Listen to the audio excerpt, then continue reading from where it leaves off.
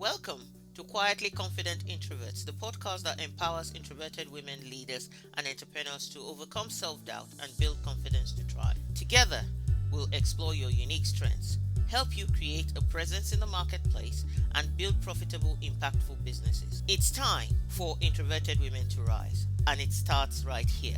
Let's dive in. Hello and welcome to Quietly Confident Introvert, the show that empowers introverted women in business and leadership to build their confidence and achieve their ambitions.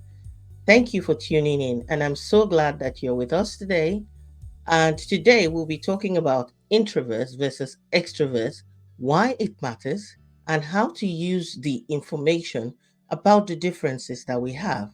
We all have differences, and we know that a world that is full of different people, different flavors, is a very rich world indeed. Some people want you to believe that you should favor one type of person to the other, but we are here to share something different. The other thing is, before I really jump into the topic, I want to thank you for listening. I want to thank you for sharing. I want to thank you for following because you have helped us to be able to rank in the charts. So in the UK in February, we ranked the quietly confident introvert, ranked 33 in entrepreneurship. And then in March, in the UK, we ranked 140 in self improvement, but then 180 in Australia in entrepreneurship. Isn't that great? And what it shows is that you're gaining value from this, you're listening to it, it's making a difference. If you have any questions and you want me to talk about a certain topic, please feel free to contact me. Please feel free to leave a comment, and I will be willing to talk about those topics. I also want to remind you that, it's not just only me and my voice. Starting from this month, April, I'll be bringing in some guests. So my plan is perhaps we'll have some interviews with some guests, and latest by May, you begin to hear other people come on board because I want you to be able to get lots of value and develop as a woman who is, although introverted, is stepping out to live her fullest life. So, like I said, today's topic is all about introverts versus extroverts and why this difference matters and how you can use the difference to actually make a difference in your own life, so to speak. Understanding those differences helps you to lead your own life and actually influence others effectively. As a courageous leader, transformation really starts with you, right? And starts from within. Whether you're introverted or extroverted, all transformation starts from within us, which kind of gives introverts a bit of an advantage, isn't it? Because we're really internally focused. So for that reason, there'll be uh, there'll be that advantage of working from within. Nevertheless, whether you're introverted or extroverted, you need to be working from the inside out. You need to treat yourself as the person who needs to transform first before you can have the power and the right and the capability to transform other people's lives. So, and also that transformation that you're looking for is to allow you to really align to who you are, whether introvert or extrovert, so that you can live a life of success and fulfillment on your own terms. Otherwise, you'll be dancing to the tune of other people and feeling really disempowered to live a fulfilling life. So that's what I want to encourage you.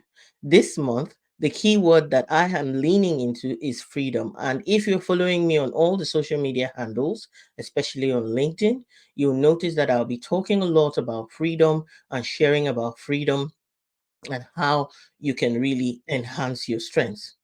So let's talk about this introversion versus extroversion. I've lost count really of the number of people who say, I don't want to be labeled. And I say, really?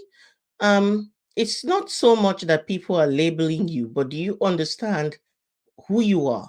And so it matters that you have a name, for example, because if someone says, you, hey, you, somebody over there, calls you without giving you a name, then you kind of like, you won't actually until they say, hey, you patience. And then you look back.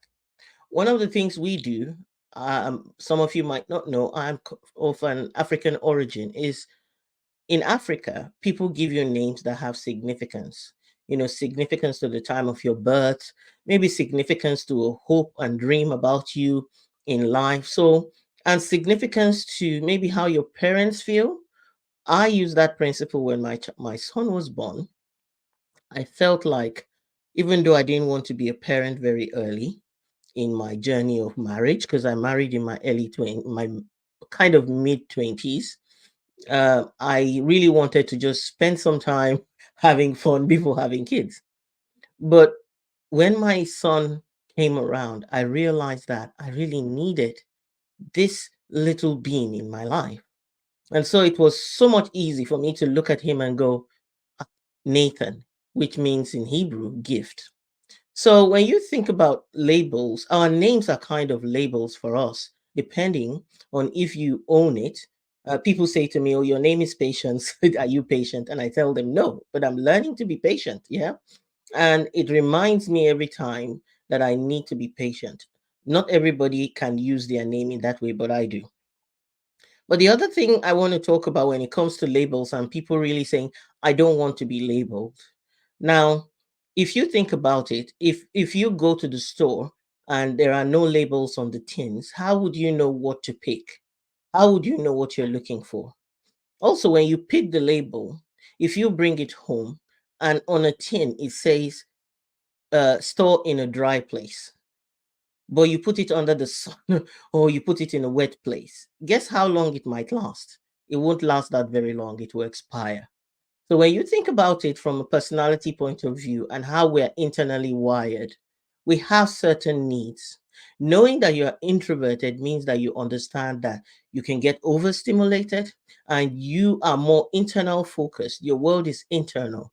And so you want to get away from external stimulation and find a way to hear you yourself think, basically. Get back into yourself, gain that energy, build that what they call hormones that help you to feel energized. Otherwise, you place yourself, like the analogy of the tin, you place yourself when you're supposed to be in a quiet place, you place yourself in a noisy place, you definitely come back almost expired, so to speak. Most of us expire, we run out of energy. I do. That's the way I describe it. I just feel like the switch goes off, poof, and I'm done. So I just wanted to, that's so important. And, my clients have benefited from, I created a program called Harness Your Strengths for Business Success. And my clients have told me that the greatest benefit they get from it is that I have designed it specifically for introverts, specifically for introverts. And we talk a lot about introversion and all the ways that we can harness the introvert strengths, but all the ways that challenges that introverts face can sabotage. And then we put in place for each individual in that program what they need to succeed and thrive. Because just because we're introverts doesn't mean that we're the same. So, and I will explain that as we go along. So, generally, labels are useful for you to know how are you going to work yourself?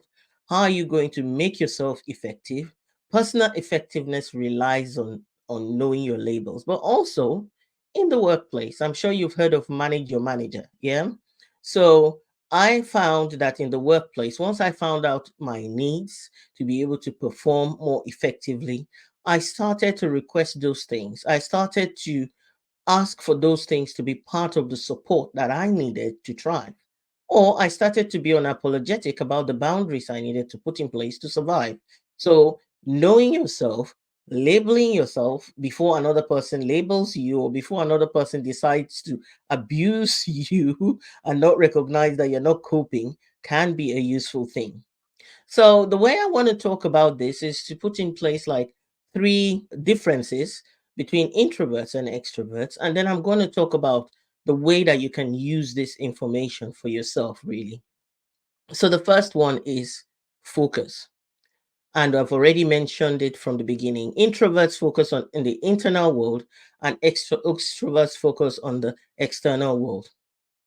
Because as an introvert, what you want is to be able to hear yourself think. You're thinking a lot.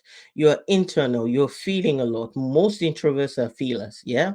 And they're also thinkers. Yeah. So the thinking and the feeling. And you also have feeling and thinking extroverts as well, interestingly. So you have to recognize, am I a feeler? Am I a thinker? That's useful.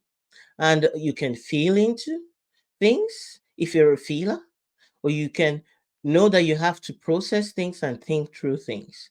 The difference is that when an extrovert is speaking, they think through their thoughts as they speak. They are speaking and thinking through it, speaking and thinking through it.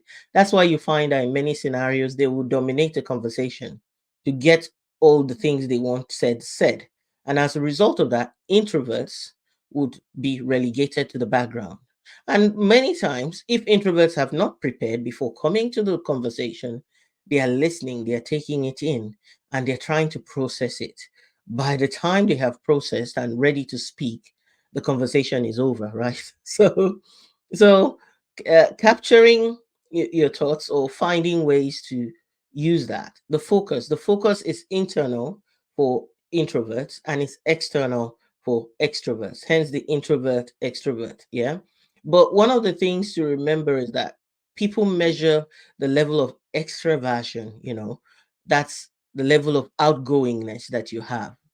So whether or not you are internally focused or externally focused, you need to learn to be outgoing in a sense to connect with people. If you're in business or if you're in a leadership position, this is very important because otherwise, how do you influence people if you cannot connect with them? So that's so important. Communication is part of the reason why you need to understand the way that you are focused, you know, because introverts can be just content with actually ruminating their thoughts in there, not sharing it with anybody. If you're a leader, that is so detrimental because people are not psychic. I always tell my clients, especially when it comes to relationship, people are not psychic. They can't read your mind. And if you don't communicate your needs, if you don't communicate what you're thinking about, there is no way that people will address it. So if you're an extrovert, for example, and you're leading introverts, please make sure that you encourage and support them, to get out there and speak more because then they are taking the focus from their thoughts and sharing them with others, and they can be very valuable. So that's one difference. The first difference is that introverts are inward focused, extroverts are outward focused. The second difference that is significant and important is energy. Introverts get their energy by stepping away from stimulus and recharging in solitude and use the hormone that we call acetylcholine. Yeah, they need to bring out that hormone we call acetylcholine to be able to function. They crave solitude. I have said before that once the battery goes off or the battery is dimming down slowly, I am no longer functional. And by the time it's off, I am totally out of it. I am blank. And now that I think about it, this actress that did One Day on Netflix, she talks about the fact that she sleeps with her eyes open. And many people laughed and thought it was weird. I did that as a child. Yeah. And now I think about it, maybe I used to use it as a coping mechanism. I went to boarding school.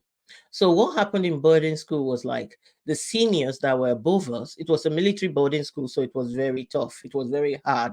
I have to say, I got bullied, bitten, and all sorts of things. We won't go into that. That would be another story for another day.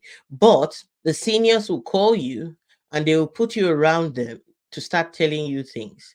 And I went to secondary school at a very young age, 9 years old. I turned 10 when I was in my first year in secondary school. So I was very young, unlike people who go to school now at 11. I went at 9 because I skipped primary school. I skipped a year in primary school as well. So basically, they would call us round and be talking to us. And what I did was my eyes would be open, but I'll be sleeping because that was my way. I was shutting down. There was a lot of information. Now that I look at it, that was my own introvert way of saying my brain's had enough. I need to switch off. The stimulus is too much. I need to switch off. I learned, and I grew up in a household that had a lot of people, and I needed to find ways to get away from people. My own immediate family alone, we were 10, without bringing in relatives and everybody else. So I was drowning in a lot of stimulus many times, and I learned to be like a fish that slept with their eyes open. That's an interesting one. So basically, staying away from stimulus, energy, running out of energy, more solitude is enabling.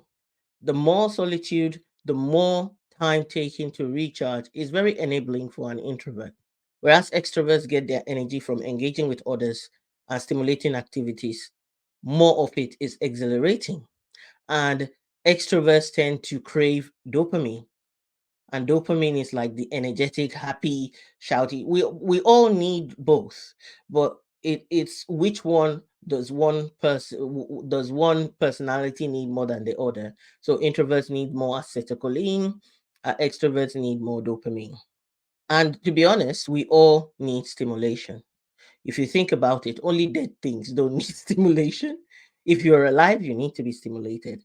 Stimulation helps you grow, it helps your brain function, it helps your muscle, it helps your heart. When you think about if your heart is stimulated, pumps more blood. If your heart is stimulated by the feeling of love, you have all the warm feelings in your life. So we all need stimulation to survive. It is part of human survival.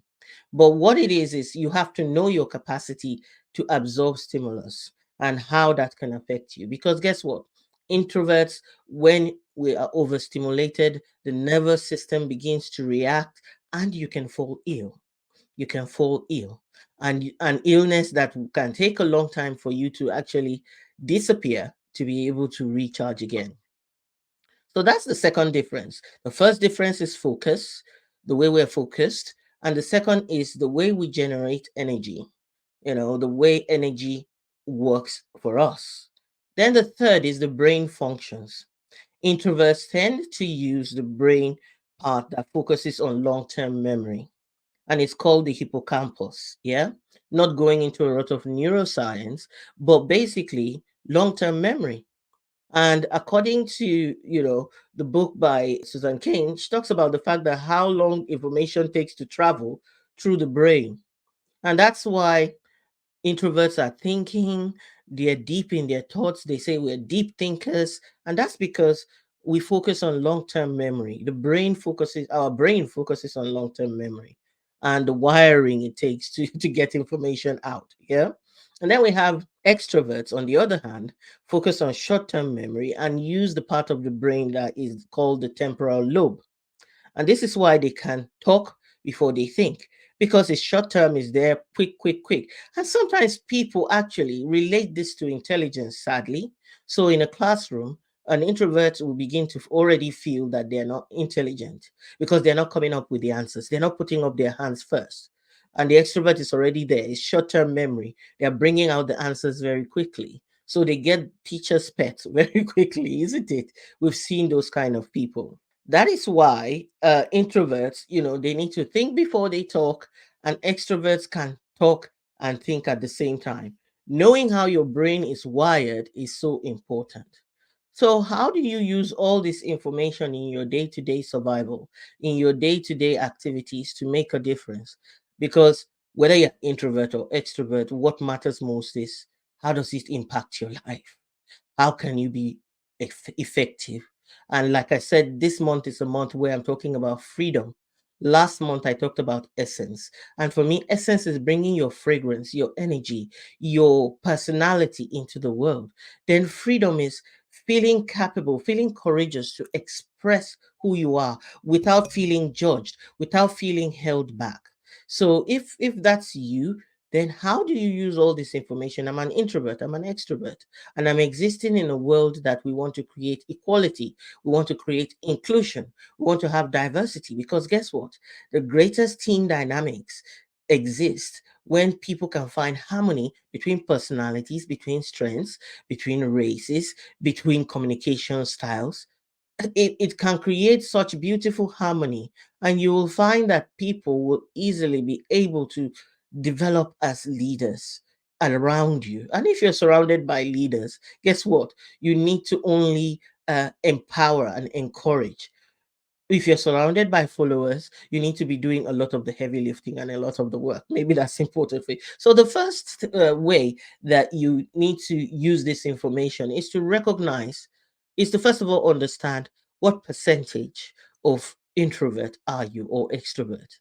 So, it helps to know whether you are highly introverted, highly sensitive, or you are ambivert, or if you are highly extroverted. It helps to know those things. For me, I did a personality test, and you can check in the notes. You will find a link, and it's a free personality test. It's a Myers-Briggs personality test, and it helps you to understand, most importantly, the percentage. That's what, the percentage of introversion. When I spoke at a business expo 3 weeks ago, I met somebody at my stand, and he said, "Oh, you work with introverts?" And I was like, "Yeah, I do." And he said, "Oh, yeah, I'm introverted too." And he said, "What's your introvert level?" Fortunately for me, with the work that I do, I know I said, "Oh, I'm 60%. Sometimes I can go into my introversion a lot and be 70%, but I'm 60% introvert right now and 40% extrovert." Now, if you combine that information with environment and what I do, it's understandable that more and more I'm leaning more into being an ambivert, which means balancing out my personality. But he then said, "I'm 85% introverted." And so for him, he talked about how that shows up in the world and how extreme it is. And again, prior to that, I went to another event, which is marketing training, and there was a guy there, and he said, "I am extremely introverted." And you could see it. He couldn't really relate with people. I talked to him a lot. We related well because introvert to introvert. But I also knew that he wasn't deliberately refusing to engage. He was just very, very introverted. But he also knew that he was struggling with whether people were judging him about his introversion and all of that stuff. So the first thing is, how do you use this information? Get an understanding of the percentage, yeah? Because when you know who you are at your core, we operate from our core. And the way I describe core is to think about it like an apple. At the core of an apple is the seed that really generates more apples. So if you're going to be better at living your fullest life, you need to know what your core is. So, like I said, check the link and it's there. But that also leads me to the second reason, or the second way that you can use it, is to help yourself be more effective. So we talked about labels and why they are important, and expiry is the same thing. You cannot be effective as an introvert if you're put in a very extremely extroverted environment.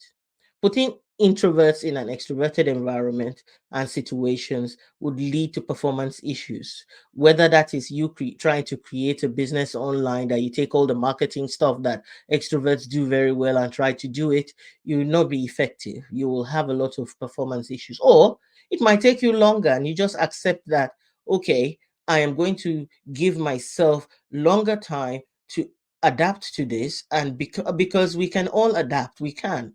So you can adapt. But being aware that if you put an introvert in a very extremely extroverted environment, they're likely to have performance issues. If you put an extrovert in a very introverted environment, they are likely to have performance issues. And what then happens is there's a lot of distress, there's a lot of anxiety. If you're an introvert in an extroverted environment, you're constantly anxious because you're having to do things that are not your authentic self. So if you're a leader, whether introvert or extrovert, recognizing the diverse people in your team and how you can create space for them. If since extroverts think and talk, they will dominate during speaking. So what do you need to do? You know, you help them to also think about ways that they can settle down and formulate their thoughts before they come, rather than think and talk. And that is kind of creating equality, isn't it? But then you give more time to the introverts to be able to speak, and also encourage the introverts to communicate their thoughts, find a way of capturing their thoughts so that if they come to a meeting, they can be quicker.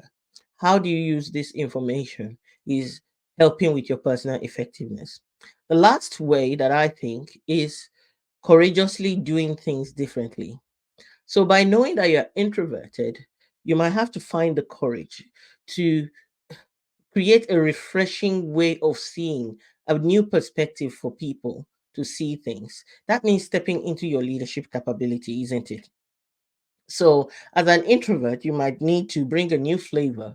Think about, you know, doing things differently, helping people see a different side. And as a result of that, you become a valuable contributor to creating harmony wherever you go. As I listened to someone who talked about the fact that as a leader, you are a change agent. So, any environment you find yourself where the balance is tipped one way or the other, if you're introverted and the environment is so introverted, know that there is an imbalance there. How are you going to bring in some light? Like I always say, if the sun doesn't shine, we lose extroversion, right? If the moon doesn't shine, we lose introversion. So the moon is the introverted romantic side, and the sun is the extroverted, showy offy, shiny side. We need both sides to survive in the world. And as somebody who wants to bring harmony, who is a change agent, what you need to be doing is creating that harmony by balancing things out. So basically, the way I want to say it as a leader, I always refer back to the habits of highly effective people by Steve Covey. And he says to practice the art of the win win approach in life or in business, in work. If you do that, guess what? Around you, someone is always winning. Around you, someone is always winning. And that is a rich, beautiful world that we want to create. So I hope that you found this valuable. The first thing to remember is that what are these differences? There are differences in the way we focus. Introverts focus internal and extroverts focus external. In the way we generate energy, number two, which means that introverts generate energy from solitude and from less stimulation. And they're enabled by the hormone called acetylcholine. And then the extroverts generate energy from gaining external stimulus, and they're enabled by the hormone dopamine. Then the third one is the brain function. Introverts tend to rely on long-term memory, which comes from using more of the hippocampus, yeah? And then the extroverts tend to rely more on short-term memory, and they tap into their temporal lobe. So that's in terms of the differences. Then how can you use this information? Just to recap, you use the information to help yourself understand that we're a hybrid, and how do you balance out, understand what percentage of introvert are you or versus extroversion. The second is understand what is required to be personally effective, either in work or in business, and put in place the support system for yourself, or ask for that support so that you can be more effective and not have performance issues and anxiety. And then the third is that you courageously do things differently. You might have to step out, be a courageous leader, and educate people about the difference that you bring, the flavor that you bring in the world. So, as usual, on this podcast, I always leave you with some nice, beautiful quotes to think about things. I've got two this time around. The first one says, "Believe in oneself and knowing who you are. That's the foundation of everything great." And it's by Jay Z. Guess what? The popular poet Jay Z. Yeah, believe in oneself and knowing who you are. That's the foundation of for everything great. The second one is knowing others is intelligence. Knowing yourself is wisdom. And this by Lao Tsa. I'm pronouncing it, it's a Chinese, Lao Sa. Yeah. So that's knowing others is intelligence, knowing yourself is wisdom. So thank you for listening, and make sure that you connect with me, you share this with others who will find it valuable.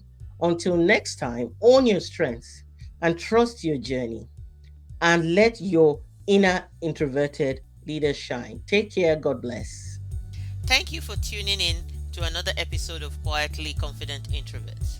If you found today's discussion valuable, please subscribe, rate, review, and share the podcast with others. You can also connect with me, Patience Ogunbona, at the Visionary Introverted Woman. Until next time, stay confidently introverted.